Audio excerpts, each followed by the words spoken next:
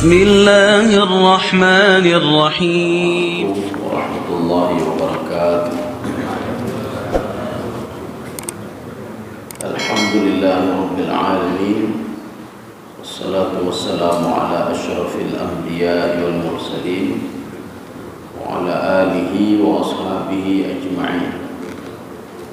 رضيت بالله ربا وبالإسلام دينا بمحمد النبي ورسوله. رب اشرح لي صدري ويسر لي أمري واحلل عقدة من لساني يفقه قولي. اللهم اجعل جمعنا هذا جمعا مرحوما وتفرقنا من بعده تفرقا معصوما. Kaum muslimin dan muslimat sidang jamaah subuh yang dirahmati Allah. Pada pertemuan yang lalu kita sudah membahas untuk meningkatkan kualitas ibadah, untuk menikmati ibadah, supaya ibadah itu diperhitungkan oleh Allah Subhanahu wa taala. Yang pertama adalah muhasabah. Sekarang kita masuk yang kedua adalah al-muraqabah. Al-muraqabah itu, kalau pengertian itu di sini al-muraqabah mura'atus sirri. Jadi kita menjaga sesuatu hal yang sir itu yang tidak nampak. Bagaimana caranya? Bimulahadzatil ghaib ma'a kulli lahdzah wa lafdzah. Yaitu dengan menjaga yang gaib. Yang gaib bagaimana? Kita merasa terus dipantau oleh Allah, sedangkan kita tidak bisa melihat Allah Subhanahu wa taala. Dalam gerak-gerik kita dalam ibadah begitu juga. Makanya ketika seorang itu ada muraqabah dalam diri dia, maka salatnya itu akan khusyuk, maka ibadahnya itu akan bernilai. Di sini ada beberapa ayat pengertian daripada muraqabah. Di sini disebutkan fadilahnya. Faqad sa'ala Jibril alaihi salam 'anil ihsan. Pada suatu hari Jibril bertanya kepada Rasulullah sallallahu alaihi wasallam tentang ihsan. Ini kita jumpai di dalam hadis Arba'in Nawawiyah. Apa pertanyaan Jibril? Apa itu ihsan ya Rasulullah? Dijawab oleh Rasulullah sallallahu alaihi wasallam, "Anta'budallah ka'annaka tarahu." Kamu menyembah Allah seakan-akan kamu bisa melihat Allah Subhanahu wa taala.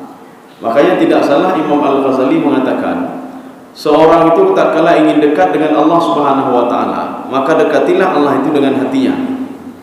Alladzina jahadu fina lanahdiyannahum subulana. Jadi seseorang itu yang terus bermujahadah. Mujahadah bagaimana? Dia semaksimal mungkin dia melakukan sesuatu supaya dia menjadi orang yang baik. Kalau dia sudah berniat seperti itu, kata Allah, lanahdiyannahum subulana, jalan untuk menuju itu akan saya permudah, kata Allah. Jadi makanya tapi dengan catatan, Pak, melalui hati, tidak bisa dengan otaknya. Kalau dengan kepala tidak bisa, cuma kepala mencerna saja. Sehingga Allah Subhanahu wa taala di dalam Al-Qur'an itu menggunakan kepala itu untuk alat penelitian, untuk menelaah dan menelusuri. Kalau kamu tidak yakin kepadaku secara hati, tidak yakin, sekarang coba kamu gunakan otakmu, gunakan kepalamu untuk mencerna apa yang sudah aku ciptakan, kata Allah. Jadi kalau sudah main otak dan kepala itu artinya cara yang kedua. Cara yang pertama tidak ada lain adalah membersihkan hati. Maka salah satunya adalah muraqabah. Kemudian Rasulullah sallallahu alaihi wasallam juga melanjutkan hadis beliau, "U'budillah ka'annaka tarahu." Ini hampir sama seperti tadi. Sembahlah Allah seakan-akan engkau melihat Allah Subhanahu wa taala. Ibadah dalam konteks yang luas. Ibadah itu bukan hanya salat saja, tidak. Ibadah itu di dalam tafsir As-Sa'di, setiap yang dicintai, kullu ma yuhibbuhullahu wa yurdihi fahuwa ibadah. Jadi yang dicintai oleh Allah dan diridai oleh Allah itu ibadah namanya. Kita menunjuki jalan kepada orang lain, Pak. Dicintai oleh Allah dan diridai itu ibadah. Kita ngomong baik-baik, ya, kita menasihati dengan kalimat yang baik-baik, Allah mencintainya dan meridainya, dan itu ibadah. Kita menolong orang lain, dicintai oleh Allah dan diridai oleh Allah, itu ibadah namanya. Jadi makanya ibadah dalam konteks yang sangat luas. Kalau kamu melakukan sesuatu, kata Rasulullah SAW, menolong orang lain, berbuat kebaikan, semua landasannya apa? Allah Subhanahu Wa Taala. Bahkan kuburnya karena Allah, bahkan najak karena Allah. Kenapa bagi 4 orang meninggal? Karena Allah. Kenapa bantu anak yatim? Karena Allah. Semua muaranya pada Allah Subhanahu Wa Taala. Fa'in lam takun tarahu, ini kelanjutan. Ini pengertian tentang ihsan juga sebenarnya. Jadi artinya tadi tidak hanya kita bisa melihat Allah, artinya melihat Allah dengan batin. Tapi ada juga orang nggak bisa melihat Allah dengan batin. Kenapa? Karena dosa-dosa dia berbuat maksiat, maka dekat itu susah sekali. Kalau kamu susah juga melihat karena dosa-dosamu, fa illam takun tarahu fa innahu yaraka.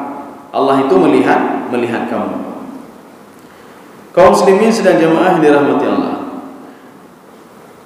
Di dalam surah An-Nisa, Allah Subhanahu Wa Taala berfirman, ini masih dalam konsep muraqabah. Muraqabah itu artinya dipantau, terus dilihat. Innallaha kana 'alaikum raqiba.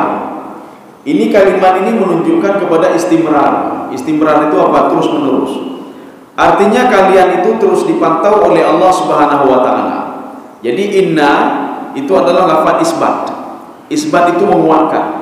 Kenapa dikuatkan? Karena ada ayat Al-Quran yang manusia ragu terhadap ayat itu. Ragu bagaimana? Apakah Allah memantau saya? Apakah amal ibadah yang saya lakukan diperhitungkan oleh Allah? Apakah bantuan saya kepada fakir miskin itu diperhitungkan oleh Allah? Apakah saya bangun tahajud diperhitungkan oleh Allah?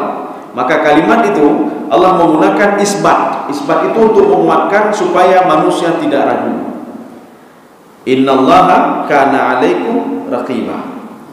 Kaum muslimin sidang jamaah yang dirahmati Allah. Dalam sebuah hadis Rasulullah sallallahu alaihi wasallam berdialog dengan Ibnu Abbas. Apa dialog Rasulullah? Ini hadis Rasulullah itu kalau seandainya sudah mengeluarkan sebuah hadis kepada seseorang, hadis itu tidak pernah dibacakan lagi untuk orang lain. Hadis ini khusus untuk Ibnu Abbas. Tetapi walaupun khusus Ibnu Abbas, kita bisa mengambil pelajaran dari hadis ini. Kalau kita kan begini, kita kata-kata yang sudah kita ucapkan kepada satu orang, itu kita ucapkan lagi kepada orang lain. Baik karu-karu, cuma roh yang lu pegang. Ya, orang lain yang lu pegang. Dia lupa orang lain dah, baik pegang-pegang apa kau, cuma roh yang lu pegang. Akhirnya apa? Mampu yang lu pegang. Tetapi Rasulullah sallallahu alaihi wasallam ketika mengungkapkan satu hadis khusus untuk Ibnu Abbas, hadis itu tidak pernah keluar lagi dari mulut Rasul untuk orang lain. Tidak pernah keluar lagi. Makanya ada beberapa hadis kekhususan. Contoh kepada Mu'az bin Jabal, contoh kepada Ibnu Abbas. Maka salah satu hadis untuk Ibnu Abbas. Ibnu Abbas waktu itu di dalam hadis disebutkan radifah. Radifah itu terus mengikuti Rasulullah kemana saja Rasulullah pergi. Makanya Rasulullah mengatakan kepada Ibnu Abbas, ihfazillaha yahfazka, ihfazillaha tajidhu tujahaka. Kalimatnya simple, tetapi harus kita pahami hadis ini. Ini sama seperti Al-Quran ketika diterjemahkan dan Al-Quran ketika ditafsirkan, itu akan berbeda. Berbeda pemahaman. Ihfazillaha yahfazka, jagalah Allah, Allah akan menjagamu. Sebagian mengatakan kuhadihilenyo. Bagaimana menjaga Allah Subhanahu Wa Taala? Bagaimana kita bisa menjaga Allah? Rupanya ihfazillah, ada sebuah kalimat ijaz di sini. Apa maksud ihfazillah? Setelah hadis ini disyarah, rupanya yang dimaksud jagalah Allah, jagalah segala perintah Allah dan jagalah segala apa yang dilarang oleh Allah Subhanahu Wa Taala. Jadi kita ini perintah Allah salat, kita jaga waktu salat. Ini perintah Allah jangan buat maksiat, kita jaga untuk tidak berbuat maksiat. Nyo hana pegang maksiat, nyo hana tekan macam-macam. Ya, ini maksud ihfazillah. Kalau kita sanggup menjaga apa yang diperintahkan oleh Allah, kita sanggup menjaga apa yang dilarang oleh Allah, yahfazka, yakinlah Allah akan menjaga kita. Ya, kan mudah sekali, Pak. Konsepnya mudah sekali. Konsep ini pernah dijalankan oleh Nabi Musa alaihissalam. Ketika Nabi Musa beliau takut sendiri menghadapi Fir'aun. Ketika Allah mengatakan idhhab ila fir'auna innahu tagha, pergilah kepada Fir'aun, dakwahilah Fir'aun, Fir'aun sudah kelewat batas. Apa kata Nabi Musa alaihissalam? Saya takut sendiri ya Allah. Ya Allah, saya takut kalau dia itu ayat tagha, dia itu nanti akan membangkang dan membunuh saya. Fa arsil ila Harun, tolong kirimkan saya bersama abang saya, saudara saya namanya Harun. Ketika itu dipenuhi doanya, dipenuhi keinginan Nabi Musa alaihissalam. Akhirnya Nabi Musa dikirim bersama Nabi Harun alaihissalam. Ketika itu apa kata Allah? Idhaba ila fir'aun. Kalau tadi satu orang, Pak. Tadi idhab ila fir'aun. Kalau ini sudah dua. Idhaba ila fir'aun.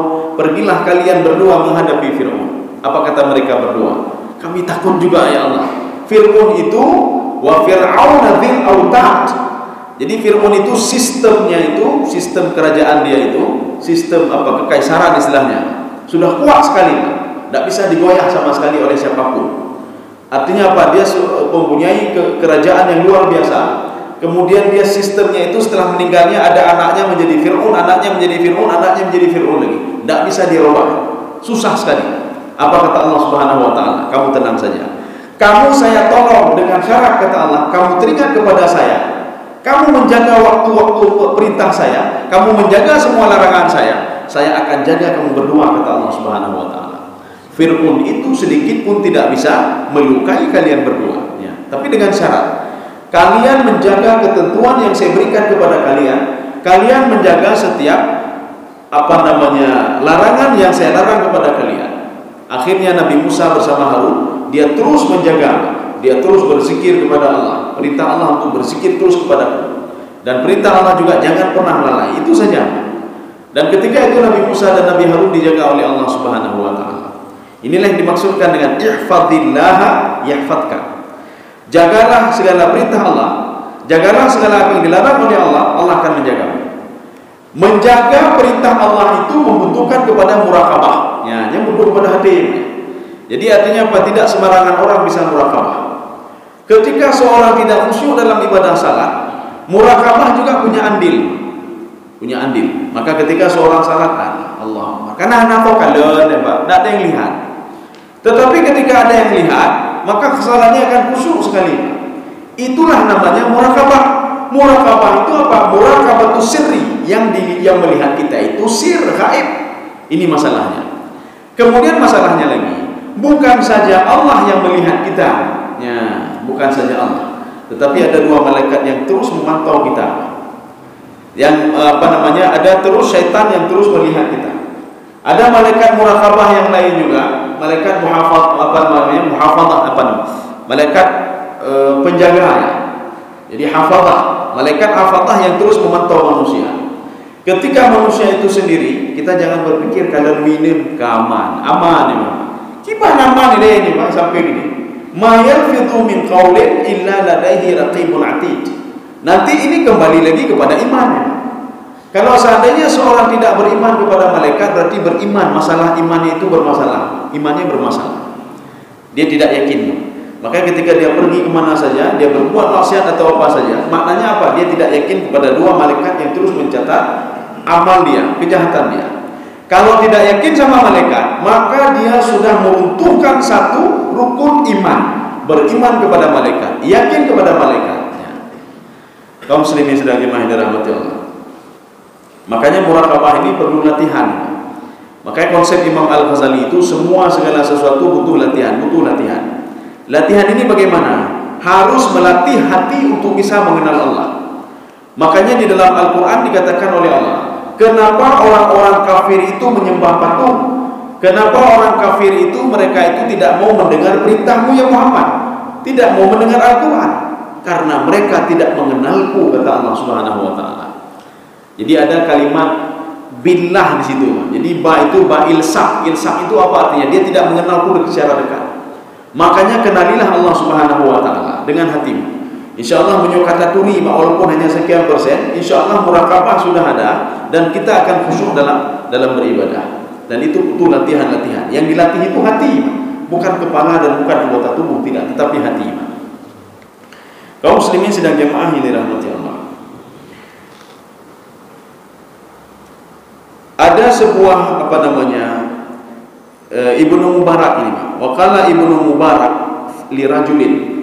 Ibnu Mubarak ini seorang ahli sufi. Dia berpesan kepada seorang laki-laki, sama seperti pesannya Rasulullah kepada Ibnu Abbas tadi, ihfadillah yahfadka. Tapi pesan Ibnu Mubarak, waqala li rajulin raqibillah, hendaklah kamu menjaga Allah Subhanahu wa taala. Fasa'ala an tafsirihi, dan laki-laki tadi bertanya bagaimana menjaga Allah. Gimana jaga Allah? Kan yang jaga kita kan Allah. Gimana jaga Allah? Ya, bagaimana kita menjaga Allah sedangkan Allah yang menjaga kita? Apa katanya? Faqala kun abada ka'annaka tarallaha azza wa jalla. Jadikanlah seluruh hidupmu itu Allah selalu memantau hidupmu. Itulah kamu menjaga Allah. Jadi artinya seperti kita menjaga CCTV. Maknanya apa? Bukan kita jaga CCTV, tidak. Kita yakin kalau CCTV itu akan diputar ulang dan dilihat oleh orang lain. Ya, ini maksud menjaga CCTV.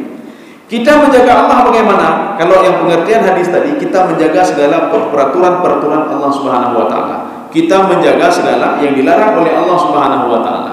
Kita jaga aja, Pak. Insyaallah akan menjaga kita. Tapi kalau dalam konsep ini, jagalah Allah maksudnya apa? Allah akan memutar kembali apa yang sudah kita lakukan.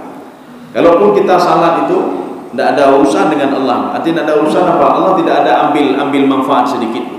Allah tidak mengambil manfaat dari ibadah kita, dari salat kita, dari kemudian kita berbuat maksiat, tidak mengurangi sedikit pun kekuasaan Allah Subhanahu wa taala. Ini hari ini kita tidak mau salat. Ketika kita tidak mau salat, tidak mengurangi kekuasaan Allah sedikit pun. Hana perlelunya, hana perle temaya. Kalian salat, kalian beribadah untuk diri kalian sendiri. Kalian berbuat maksiat untuk diri kalian sendiri. Wa may yabkhal fa innama yabkhalu li nafsi. Kalau ada orang bakhil, kering, dia sudah kering untuk diri dia sendiri. Bukan untuk saya, kata Allah. Ana ghaniyun. Saya itu punya segalanya, bahkan kamu itu juga punya saya, kata Allah Subhanahu wa taala. Kaum muslimin sedang jemaah yang dirahmati Allah. Ada juga ahli tasawuf di sini. Ini yang dikutip oleh Imam Al-Ghazali. Afdalu ta'at yang paling afdal. Nah, ini pendapat mereka ini. Karena ini pendapat ahli sufi, ahli sufi. Muraqabatul haqqi ala dawamil awqat. Selalu dia itu muraqabah. Muraqabah itu dia menjaga Allah. Ketika akan berbuat maksiat, dia menjaga Allah memantau saya. Ketika dia akan berbuat ini, Allah memantau saya. Ketika dia berdakwah, Allah memantau saya. Ala kulli awqat, setiap waktunya. Maka kenapa kita itu setiap bangun tidur, kan selalu berdoa nih. Mau tidur berdoa, bangun tidur berdoa. Artinya apa? Ketika kita teringat kepada Allah, setan tidak berani berada di dalam tubuh manusia. Nah, ini namanya khannas ini, Pak. Dinamakan khannas kenapa? Karena khannas itu maknanya keluar. Maka ketika dia manusia tidak berzikir kepada Allah, tidak teringat kepada Allah, dia mau ke WC, mau keluar WC, mau masuk masjid, mau keluar masjid, mau beribadah, mau pergi kantor, mau berjualan, apa saja. Ketika seorang itu teringat kepada Allah, bismillah, saya sudah teringat kepada Allah, bismillahirrahmanirrahim, maka syaitan itu akan keluar. Kapan dia balik? Ketika manusia sudah mulai lupa kepada Allah Subhanahu wa taala. Nyawa tetuo nya hana lain, Pak, karena syaitan terus menjaga, dan terus memantau dan menjaga, dan dia langsung masuk ke diri manusia. Makanya menyogenayo jiwa kamu dakdu yang bersina ni, Pak. Tetapi ketika jiwa kita tenang, berarti dia sudah keluar dari tubuh kita. Inilah yang dikatakan oleh Ibnu Abbas di dalam tafsir beliau. Jadi beliau mengatakan, syaitan itu fawada'a khurtumahu ala qalbi. Dia meletakkan mulutnya itu, jadi mulutnya seperti mulut anjing, Pak. Kepalanya seperti kepala ular, mulutnya seperti mulut anjing. Maka diletakkan mulutnya di atas ini manusia, sehingga dia tidur di situ. Tatkala manusia berzikir kepada Allah, maka itu akan keluar, dia akan keluar. Kaum muslimin sedang jemaah dirahmati Allah. Wa qala li Abu Hafsin. Jadi Abu Hafsin itu adalah Abu Bakar As-Siddiq. Abu Bakar berpesan kepadaku. Ini siapa yang mengatakan? Abu Utsman. Idza jalasta linnas fakul wa'idan li nafsika wa qalbika. Kalau kamu duduk dengan manusia, ya, artinya duduk bagaimana? Duduk rame-rame. Jadi duduk rame-rame. Bagaimana duduk rame-rame? Fakul wahidan dinafsika. Jaga dirimu, jagalah dirimu. Apa maksud jagalah dirimu? Jagalah dirimu terus dipantau oleh Allah Subhanahu wa taala. Jagalah dirimu, kamu selalu dipantau oleh dua malaikat ini. Yang beda fikir dia ada ribah dah kalau minun, Pak. Kalau minun ni lego hana bapaknya lego. Ribah ni boleh banyak. Jadi makanya di sini kalau kamu duduk dengan manusia, jagalah diri. You jaga kau dia. Satu. Artinya kita terus memantau kalau Allah selalu melihat kita dan dua malaikat begitu juga. Wa qalbika, dan hatimu. Jadi jagalah anggota tubuhmu, dirimu itu anggota tubuh, dan jagalah hatimu. Kenapa? Wala yaghurrannaka ijtima'uhum 'alaika. Jangan gara-gara kamu duduk dengan mereka bisa mempengaruhi anggota tubuhmu dan hatimu. Kita baru beribadah, tenang jiwa. Tiba-tiba gara-gara kita berkumpul dengan orang-orang yang suka gosip orang lain, ghibah orang lain, hati kita nyoka kamu tak dulu. Artinya apa? Maka jagalah dirimu, jangan sampai mereka mempengaruhi dirimu. Makanya ketika kita pergi belanja, ya Pak, kita belanja pekan, jangan sampai ketika kita tanya ya, nyo patu biu, nya yang muka bawah-bawahan mu-SD hana tamani, Pak. Mu-SD hana tamani. Ketika kita tanya demikian, marah dia, Pak. Tanya. Nah, di belakang, ya Pak. Nya hana pelayani, Pak. Hana pelayani, Pak. Jangan kemarahan dia itu mempengaruhi jiwa kita. Biasa saja kita. Kita anggap saja oh udah SD yang kelengnya apa? Diam saja. Kalau kita layani dia, oh manya mentok kamu ni, hana lolo ada ron. Berarti kita tidak jauh beda dengan dia. Hana jauh beda. Jadi makanya ketika kita begitu, anggap saja sudah kita pergi saja. Jangan mempengaruhi diri kita. Yang membuat diri kita patuh dan taat kepada Allah adalah diri kita sendiri, Pak. Jangan orang lain, Pak. Jangan kita dipengaruhi oleh orang lain untuk berbuat maksiat. Diri kita sendiri, Pak. Ya. Jadi artinya apa? Ketika kita, bahkan nanti ada yang positif. Yang positifnya begini.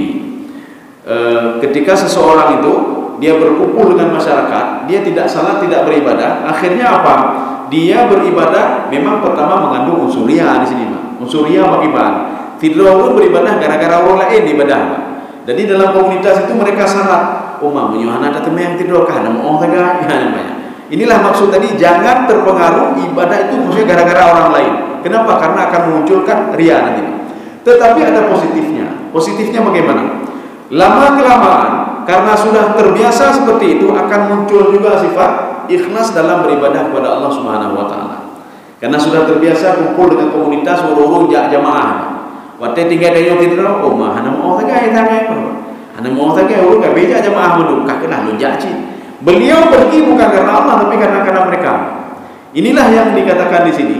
Jangan jamaah itu mempengaruhi seseorang di dalam beribadah dan berbuat maksiat. Makanya kita mengatur diri kita sendiri. Kaum muslimin sedang jamaah yang dirahmati Allah. Fa innahum yuraqibuna zahiruka wallahu raqibun ala batinika. Ketahuilah kata Allah, itu masyarakat tadi yang kamu hidup bersama mereka, mereka memantau kamu di mana mereka pantau, anggota tubuhmu dipantau. Tetapi Allah memantau hatimu. Inilah dialog Allah Subhanahu wa taala dengan malaikat, dengan dua malaikat ini. Ketika ada catatan manusia, orang beriman itu dihapus oleh Allah. Kemudian ada catatan yang belum dicatat oleh dua malaikat ini, disuruh catat oleh Allah. Sehingga malaikat bukan protes, artinya apa? Istifsar namanya. Minta klarifikasi sama Allah. Ya Allah, kenapa amal ibadah si fulan ini engkau hapus, sedangkan saya menjadi saksi kalau dia salat, dia beribadah, dia buat ini, buat itu. Apa kata Allah? Kamu yang tahu cuma casingnya saja, kamu luarnya saja. Dia beribadah, dia bersedekah, dia puasa dan lain sebagainya, tapi kamu tidak tahu isi hatinya, kata Allah. Maka ibadah ini landasannya bukan ikhlas karenaku, tetapi riya. Maka hapuslah ibadah ini. Makanya satu-satu terhapus dulu, Pak. Terhapus dulu. Kemudian Allah Subhanahu wa taala juga mengatakan, sekarang catatlah amal ibadah si fulan dalam catatanmu, kata Allah. Malaikat bertanya, mau catat apa saya ya Allah? Ya, saya mau catat apa? Kemudian Allah mengatakan kepada dua malaikat ini, itulah bedanya saya sama kamu. Kamu tahunya cuma casingnya saja.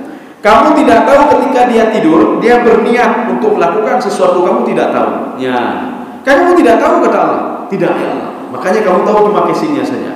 Sedangkan saya wa ana raqibun ala qulubihim. Saya menjaga hati mereka, saya jaga, kata Allah. Makanya setiap need yang get dalam hati itu terus diperhitungkan oleh Allah Subhanahu wa taala. Tetapi dengan syarat niat yang sudah pada level yang ketiga dan keempat. Level pertama, kedua itu tidak. Hanya sekedar condong kepada kebaikan itu tidak. Dia condong saja kepada kebaikan, Pak. Atau hanya bisikan-bisikan kebaikan, Pak. Itu tidak diperhitungkan oleh Allah. Tetapi yang diperhitungkan oleh Allah al-i'tiqad. Kita sudah yakin betul, Pak. Kemudian yang keempat al-azmu 'alal fi'li, dan kita akan melakukan hal itu. Ya. Nyo malam nyo jak bodoh tahajud, lo yakin betul orang yang tahajud itu akan dibangkitkan dalam keadaan terhormat oleh Allah. Lo yakin betul, tiba-tiba meninggal dunia dia. Meninggal dunia. Amal tadi dia itu amal ibadah hatinya sudah diperhitungkan oleh Allah. Tetapi kalau seandainya alah malam dah tahajud 3, alah lagu lu nyo pokok. Alah tak bodoh lah dia nyo tak bodoh 3 ko. Nyamu meninggal tidak diperhitungkan. Kenapa? Karena dia pada level pertama dan kedua. Hanya ajakan-ajakan dari orang lain dan hanya muyulun nafsi. Muyul itu apa? Kecenderungan jiwa untuk salat tahajud. Ya. Kecenderungan cuma begini saja, nanti bisa saya berubah. Ini tidak diperhitungkan oleh Allah. Kaum muslimin sidang jamaah yang dirahmati Allah. Wa'an Malik bin Dinar. Jadi ada Malik bin Dinar. Apa kata Malik bin Dinar? Jadi ini bukan hadisnya, jangan salah. Jannatu Adn min Jannatil Firdaus. Jannatu Adn itu adalah berasal dari surga Firdaus. Maksud beliau begini. Ini sesuai dengan hadis Rasulullah. Mintalah surga Firdaus. Kenapa minta surga Firdaus? Karena semua surga yang ada di bawah Firdaus itu dia dialiri oleh surga Jannatul Firdaus, Jannatul Adn, Jannatul Naim. Itu sungainya berasal dari Firdaus. Sekarang Malik bin Dinar cerita tentang Jannatul Adn. Kalau di dalam tafsir jalan lain, di dalam tafsir Sawi, Jannatul Adn itu dipersiapkan bagi orang yang bertaubat. Ya, urung taubat. Jadi hidupnya penuh dengan maksiat, atau ada maksiat 50-50, maksiat ada, ibadah ada. Atau maksiat selalu, atau maksiat cuma berapa persen. Dia ibadah terus tapi maksiat cuma berapa persen. Setelah itu dia bertobat kepada Allah. Orang yang bertobat kepada Allah itu di dalam tafsir jalan lain ketika Allah berfirman wa jannatu adn tajri min tahtihal anhar, itu dipersiapkan bagi orang-orang litaibin, orang-orang yang bertobat. Jadi bertobat dari dosa, bertobat ini, bertobatnya, nyaurun tobatnya, maka mereka akan diberikan jannatu adn. Kenapa diberikan jannatu adn? Ya. Mereka akan diberikan jannatu adn. Wa innama yaskunu jannatu adn, orang yang tinggal di jannatu adn alladzina idza hamu bil ma'asi dzakaru uzmati faraqibuni. Ya ini dalam hadis kursi, ini hadis kursi. Tadi perkataan Malik bin Dinar, Jannatu Adn itu adalah turunan dari surga Firdaus. Apa-apa yang ada di dalam Jannatu Adn itu berasal dari Firdaus, termasuk sungainya. Kemudian Allah Subhanahu wa taala berfirman dalam hadis kursi. Apa firman Allah? Wa innama yaskunu Jannatu Adn, orang yang tinggal di dalam Jannatu Adn. Nyo kala-kala draw dia. Punah lagi nyo. Nyo yang lagi nyo madanghannya belum lagi Firdaus. Nyo punya lagi Firdaus namanya. Firdaus itu di atas Jannatu Adn. Orang yang tinggal dalam Jannatu Adn, idza hamu bil ma'asi, ketika dia akan berbuat maksiat. Ya. Maksiat itu apa sebenarnya? Kita kan sudah membahas pertemuan yang lalu di dalam kitab Al-Hikam Ibnu Athaillah yang sudah disyarah oleh Asy-Syarhul Kabir fi Iqadul Himam fi Syarah Al-Hikam. Jadi dalam hidup ini cuma dua. Makanya inilah namanya pasang-pasangan. Ada taat, ada maksiat. Kalau tidak taat berarti maksiat. Kalau tidak maksiat berarti taat. Bagaimana rambu-rambu taat itu? Makanya Ibnu Athaillah mengatakan rambu-rambu taat ketika seseorang itu menggunakan fasilitas yang diberikan oleh Allah Subhanahu wa taala. Fasilitas anggota tubuh yang nampak dan fasilitas anggota tubuh yang tidak nampak, yaitu hati. Bima syara'a bihillah, bagaimana yang digariskan oleh Allah. Allah menggariskan tangan ini jangan zalimi orang lain, kita lakukan, tidak kita zalimi orang lain. Allah menggariskan mulut ini jangan bicarakan orang lain, tidak kita bicarakan orang lain. Allah menggariskan perut ini jangan makan haram, kita tidak makan haram. Allah menggariskan hati ini jangan pernah dengki sama orang lain, kita tidak dengki pada orang lain. Ketika semua itu sesuai seperti apa yang digambarkan oleh Allah, fahuwa ta'at, dia sudah taat kepada Allah. Maka kita ingin menilai hari ini taat enggak kepada Allah. Oh, hana taat loh, kan ini taat. Orangnya nak lucu ada kok, ini yang kata Allah. Makanya lawannya adalah maksiat. Maksiat itu bagaimana? Setiap fasilitas yang diberikan oleh Allah, anggota tubuh kita ini yang nampak dan yang tidak nampak, yaitu hati, yukhalifu bima syara'a bihillah, bertolak belakang dengan apa yang digariskan oleh Allah. Walaupun di antara anggota tubuh ini cuma apa? Telinga saja atau mulut saja yang ngomongin orang lain. Lain sudah patuh dan taat. Tidak melihat maksiat, berjalan ke yang sesuai digariskan oleh Allah. Tidak koeng ke kau, nanti ke kau. Mandu karena cuma tahu dampak ke kau. Maknanya apa? Kita hari ini sudah berbuat maksiat. Ya. Walaupun maksiat itu cuma maksiat mulut. Karena ada maksiat telinga, ada maksiat tangan, ada maksiat kaki, ada maksiat perut. Yang jelas hari ini kita sudah berbuat maksiat. Orang yang melakukan maksiat, itulah tadi. Artinya apa? Fasilitas yang sudah diberikan oleh Allah dipergunakan bukan pada tempatnya. Kalau orang sudah seperti itu, kata Allah Subhanahu wa taala, zakaru uzmati, ketika dia akan berbuat maksiat, dia mengingatku, kata Allah, mengingat keagunganku. Artinya apa? Allahu Raqib, Allahu Alim, Allah Maha tahu, Allah Maha menghisab. Allah itu apa? Allah menjaga saya, Ar-Rahman, Ar-Rahim dan lain sebagainya. Akhirnya apa? Faratibuni. Dan mereka itu semuanya itu menjaga dirinya karena apa? Saya terus memantau dia. Ya. Jadi dia takut, dia tinggalkan maksiatnya. Kenapa? Ada unsur murakabah dalam diri dia. Makanya kalau kita ingin melihat ada murakabah enggak dalam diri kita, ketika akan berbuat maksiat lempang begitu saja, berarti murakabah golongan. Ya, murakabah golongan. Ketika kita salat, kadang-kadang kita lehoho aja, berarti murakabah ada tapi agak kurang. Ya, murakabah karena lebih kurang. Ketika seorang berbuat maksiat dan dia meninggalkan maksiat bukan gara-gara orang lain, tetapi gara-gara mati, kata Allah, gara-gara kebesaranku, gara-gara dia takut kepadaku, kata Allah Subhanahu wa taala, itu sudah ada unsur murakabah. Yang kadang murakabah. Kaum muslimin sedang jamaah yang dirahmati Allah. Ya, ini mungkin penting, ini penting sekali ini.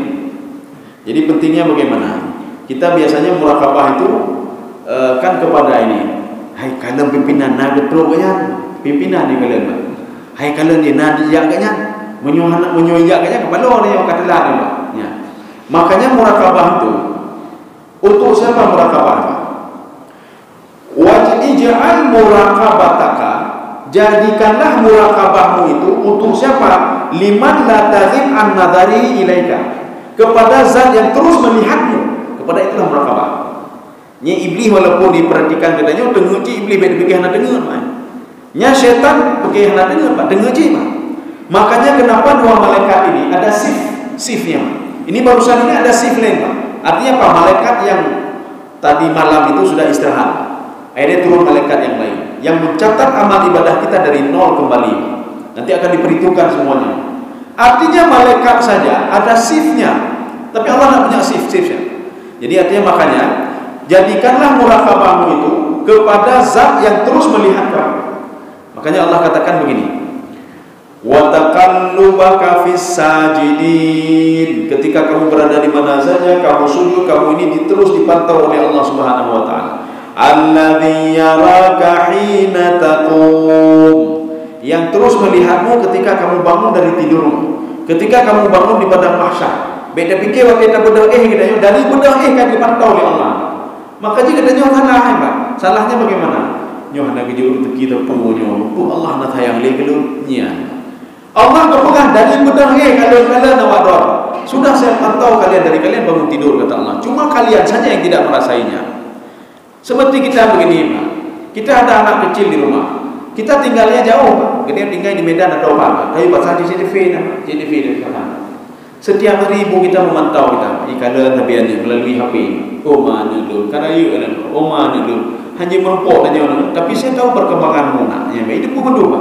walaupun dia tidak ada di situ langsung. Tetapi anaknya mengatakan apa? Mak anak sayang le gelo, ayah anak sayang le gelo. Sudah setahun tak pernah pulang dan melihat saya, padahal terus dipantau oleh CCTV. Ya.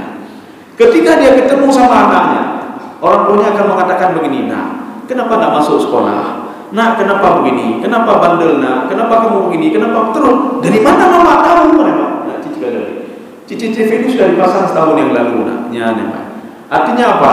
Allah Subhanahu Wa Taala walaupun kita tidak bisa mendeteksi, hanya terdeteksi. Makanya ini iman itu yang punya sinyal, Pak, sinyal. Menyohana sinyal, bagaimana katanya orang bisa berinteraksi dengan Allah Subhanahu Wa Taala? HP kalaga, yang tubuh kalaga ini Pak, tubuh kalaga, kanannya fasilitas. Kemudian sinyal tak ada. HP-nya bagus, tapi kartu hana sinyal hana. Gimana caranya Pak? HP-nya dia beli sampai 20 juta. Apa HP 20 juta punya hana sinyal? Untuk apa? Tumbuh hebat, semuanya hebat, fasilitas hebat, tetapi dia tidak beriman kepada Allah Subhanahu Wa Taala. Ya rugi saja, Pak, sia-sia saja. Kemudian kita lanjut sedikit lagi. Waja'al syukraka liman la tangkati ni'amahu 'alaika. Kita bersyukur kepada siapa sebenarnya? Kita bersyukur kepada Zat yang terus memantau kita dan memberikan nikmat kepada kita. Nya ada bersyukurnya, Pak. Yang bersyukur pada orang lain, terima kasih ibu menyokan drone karena anak-anak kemahal. Menyokan drone kapan dulu? Hana rezeki dulu berkah. Jadi artinya apa? Kita dari bangun tidur saja sudah nikmat. Nikmat bernafas. Nikmat ini masih berfungsi, semua berfungsi, ginjal berfungsi, jantung berfungsi. Urung lain tutang kan, sama mendung kan. Jadi artinya yang di rumah sakitnya sama mendung, artinya apa? Bengah jauh malam sama mendung makanya. Hana beda. Artinya dia selalu menghirup udara bantuan dari menyebutnya kan beda. Tadi malam susah kita, kemudian ngantuk, kemudian kita tidur. Pagi-pagi sudah nikmat lagi, diberikan nikmat oleh Allah Subhanahu Wa Taala. Nya dulu rumah sakit itu jangan pajan malam, pajan itu jangan. Kenapa? Karena sudah makanan yang melalui hidup dan kemudian sudah pakai alat bantu. Berarti kita kan alhamdulillah terus diberikan nikmat oleh Allah. Maka bersyukurlah kepada Zat yang memberikan nikmat kontinu kepadamu. Dari kamu bangun tidur, kamu pergi beraktivitas, kamu pergi ke kantor, dan kamu kembali lagi ke rumah, kamu beristirahat. Kaum muslimin sedang jemaah yang dirahmati Allah. Jadi makanya Allah Subhanahu Wa Taala di dalam ayat lain mengatakan begini. Allah bersumpah, kata Allah, saya bersumpah, wan nauma subata, saya jadikan tidurmu itu subata. Apa itu subata?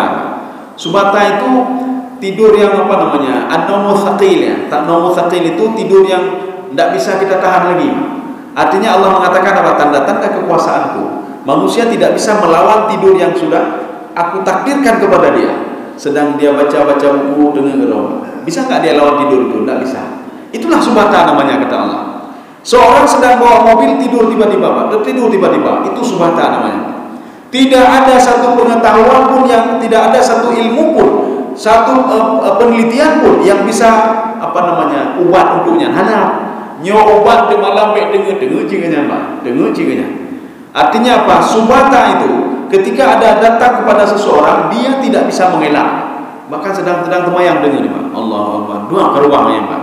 Atau dia sedang apa namanya? Sedang baca Quran, atau sedang sedang kerja katanya, Pak. Tak perlu heran ini, Pak. Tak perlu heran. Kaum muslimin sedang jemaah dirahmati Allah. Kita lanjut sedikit lagi.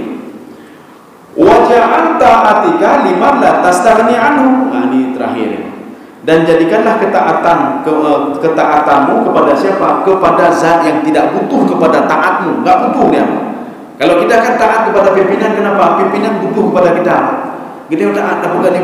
Hai ho pulang, apakah Anda memperlihatkan dulu? Dia butuh kepada kita dan kita taat kepada dia. Tetapi di sini dikatakan, taatlah kepada Zat yang tidak butuh kepada. Anda butuh katanya apa? Anda butuh dia, maka taatlah kepada beliau. Getanya taat kepada pimpinan karena pimpinan butuh kepada kita dan kita butuh kepada pimpinan itu. Yang punya pecat, kalau lebih itu pecat dulu pimpinan, punya pecat kerja. Dia butuh kepada kita. Tetapi Allah tidak butuh kepada kita. Kita mau taat, tak taat, dia terserah. Kita mau salat, tak salat, dia terserah. Anda rumput. Makanya tidak bisa kita begini. Hanya yang pengen Allah, orangnya hanya kemayang. Ya pengen Allah, Pak. Punya yang pengen Allah, tak pengen orangnya. Ini sama seperti anak-anak ketika dia nak mau sekolah. Ya pengen boleh orangnya. Ya, Pokoknya hana lu jak kula berjera gure. Nyo kata minggu lu hana jak kula berjera gure, kata minggu ka jera. Yang jera kan gure, murid yang jera apa? Dia tak bisa apa-apa. Guru ini setelah habis bulan dia dapat honor, ya. Murid ini habis dia ini hanya ilmu tidak ada, apa-apa tidak ada. Ya. Saya rasa cukup sekian saja. Mudah-mudahan ada manfaatnya bagi tuan dan jemaah sekalian. Subhanakallah bihamdika asyhadu an la ilaha illa anta astaghfiruka wa atubu ilaik. Assalamualaikum warahmatullahi wabarakatuh.